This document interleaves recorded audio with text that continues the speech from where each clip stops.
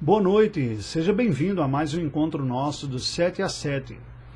Nestes 2 dias, hoje e amanhã, nós vamos falar sobre o sacramento da entrada da aliança. A ordem da graça, o pacto da graça, passa a ser administrado na nova aliança com um resumo muito grande cerimonial. De tal maneira que a igreja cristã tem na nova aliança apenas 2 sacramentos, um sacramento de entrada e um sacramento de permanência.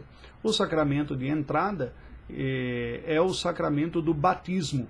E nós vamos ver como, biblicamente, a compreensão reformada do ensinamento bíblico enxerga o batismo como um selo e sinal da entrada da aliança. A compreensão reformada do ensino bíblico não é que o batismo expressa simplesmente a conversão, mas é um conceito mais amplo que tem no interior, na promessa mais profunda, no seu coração, a redenção que há em Cristo Jesus, mas inclui todas as outras bênçãos relacionadas à aliança. Vejamos como tudo isso começa enquanto sinal e selo, que começa desde os dias da antiga aliança. Nós lemos em Gênesis, capítulo 15, versículo 6, o seguinte, que Abraão creu no Senhor e isso lhe foi imputado para a justiça. Abraão primeiro creu em Deus e é justificado. É a mesma graça da justificação que os crentes da nova aliança vão ter, foi experimentado por Abraão. Ele creu em Deus, ele foi o primeiro da origem deste povo que traz um sinal da entrada da graça na família da aliança e da igreja visível e, portanto, recebeu a justificação.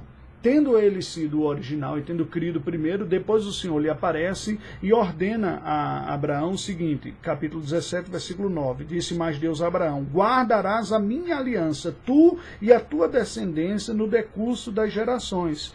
E no versículo 12 nós lemos, o que tem 8 dias será circuncidado dentre vós, todo macho das vossas gerações, tanto escravo nascido em casa, como comprado a qualquer estrangeiro que não for da sua estirpe. O que Deus está dizendo é o seguinte, você que crê em mim, você foi justificado.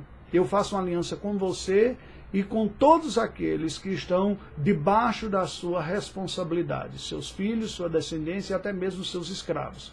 Qualquer pessoa que venha a estar sob o seu comando ou venha a crer na mensagem que você tem, deve receber esse sinal de aliança que é a circuncisão. Bem, assim era no Antigo Testamento. Para nós entendermos a realidade, como ela se manifesta na nova aliança agora, que não é antiga, não há mais circuncisão, a circuncisão estava relacionada à antiga aliança, ou seja, ao antigo modo de administrar esta aliança, mas o conceito de uma aliança perpétua que ultrapassa a administração e ultrapassa os recursos antigos e novos de administrá-los permanece.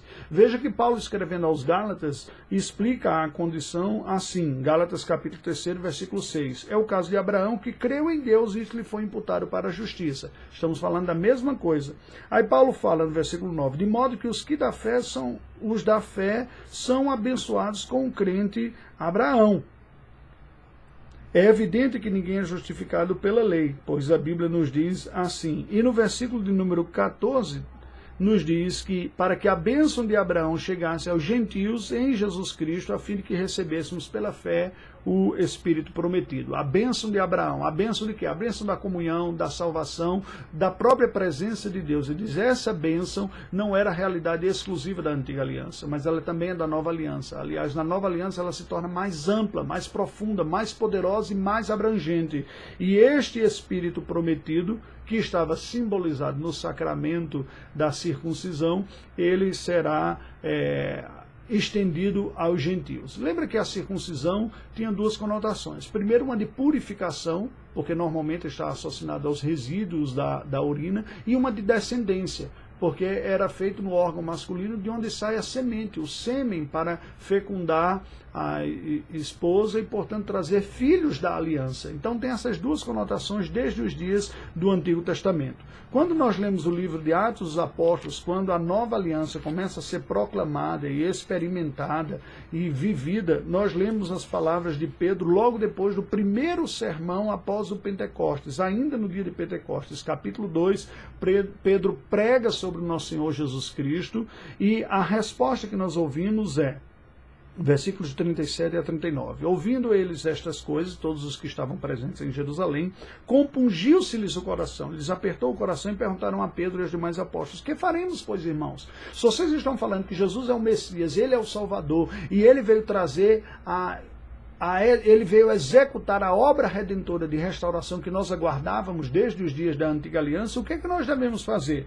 Respondeu-lhes Pedro: arrependei-vos e cada um de vós seja batizado em nome de Jesus Cristo para a remissão dos vossos pecados e recebereis o dom do Espírito Santo. Ou seja, para Pedro, agora que se começou a nova aliança, quem tem a crença de que Jesus é o Messias deve se arrepender e, ao reconhecê-lo como seu Senhor e seu Salvador, vão receber a graça do Espírito Santo do Senhor Deus. É esta a exigência.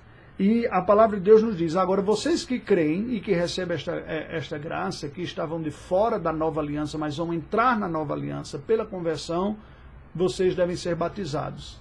A nova aliança está começando. Eles tinham apenas o sinal da antiga, agora precisam receber o sinal da nova aliança. Para entrar na nova aliança era preciso crer no Cristo como sendo o Messias.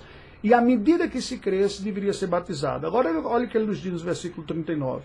Pois para vós outros é a promessa da derramar do Espírito Santo, para os vossos filhos e para todos os que ainda estão longe, para quantos o Senhor nosso Deus chamar. É muito claro que, segundo Pedro, permanece a visão aliancista do Antigo Testamento. Né? O sacramento de entrada na aliança muda a forma, mas o conceito é o mesmo. Ele deve ser administrado naqueles que creem na mensagem bíblica, no Deus de Abraão, no Messias prometido por Deus a Abraão, que diz: no seu descendente serão benditas todas as famílias da terra, os seus filhos, eles estão inclusos, e todos quantos Deus chamar. Aqui começa a espalhar a nova aliança e o cristianismo. Portanto, a visão reformada de batismo é um sinal e um selo da entrada da nova aliança com Deus em Cristo Jesus. E devem receber esta aliança todos aqueles que, tendo estado fora, foram alcançados pelo Evangelho e se converteram.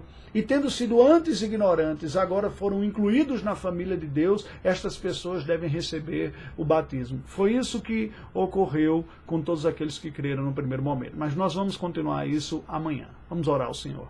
Deus, nós te rendemos graças pelo teu poder, pela tua graça, pela execução da obra da salvação que há em Cristo Jesus, e como o Senhor nos inclui nela pela fé e pela graça do teu Espírito.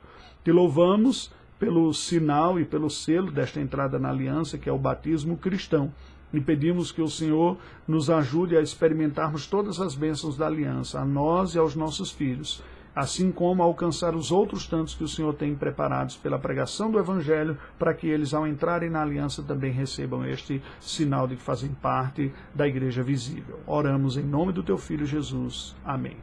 Até amanhã, eu aguardo você.